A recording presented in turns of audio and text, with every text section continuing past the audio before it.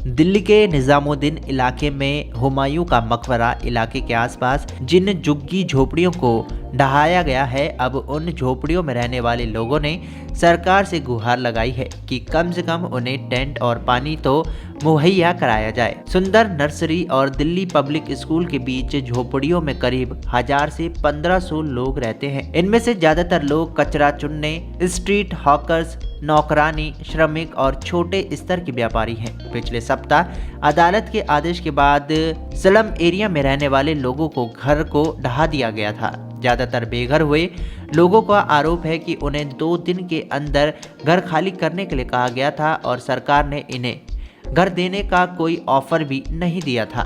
दरअसल अपने मकान से बेघर होने वाले एक शख्स ने बातचीत में कहा, करीब 1 हफ्ता हो गया है और हम सचमुच में सड़क पर रहते हैं। क्या सरकार हमें कम से कम पानी और टेंट तक उपलब्ध नहीं करा सकती?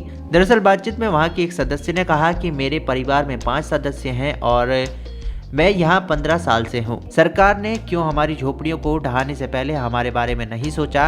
हमें यहाँ तक कि रहने के लिए एक जगह भी नहीं मिली।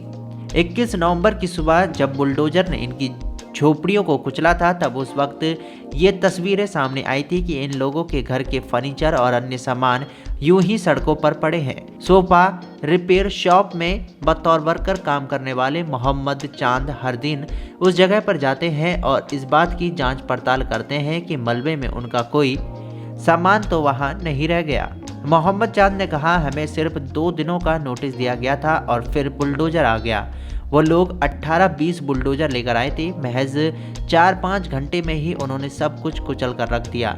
हम में से कई लोग अपना सामान तक नहीं हटा सके। जो लोग भी वहाँ रहते थे वो सभी गरीब हैं और इस योग्य नहीं कि रातों रात दूसरे मकान में चले जाएं। मंगलवार को केजरीवाल सरकार के मंत्री सौरभ भारद्वाज ने आरोप लगाया था कि लैंड एंड डेवलपमेंट ऑफिस विभाग के जरिए बीजेपी के नेतृत्व वाली केंद्र सरकार ने स्लम बस्तियों को ढहाने के लिए कोर्ट में क्रूर रवैया अपनाया। उन्होंने कहा कि ये दिल्ली विकास प्राधिकरण का काम था कि उन्हें मकान को ढहाने से पहले उनका पुनर्वास करें। सौरभ भारद्वाज ने कहा, यहाँ तक कि हाई कोर्ट ने भी ग्रेड 3 के नियमों को देखते हुए राहत दी थी, लेकिन केंद्र सरकार ने विशेष आदेश देकर ठंड के मौसम में इनके घरों को उजाड़ा। ये चौंकाने वाला है कि केंद्र सरकार ने इन गरीब परिवारों और उनके बच्चों और घर के बुजुर्गों के बारे में सोचा भी नहीं। इन इलाके में अपने घर से बेघर हुए अहमद अली ने कहा कि 19 नवंबर को इलाके के स्टेशन हाउस ऑफिसर हर झोपड़ी में आए और हर दरवाजे पर जाकर कहा था कि वो 2 दिन के अंदर घर खाली कर दे।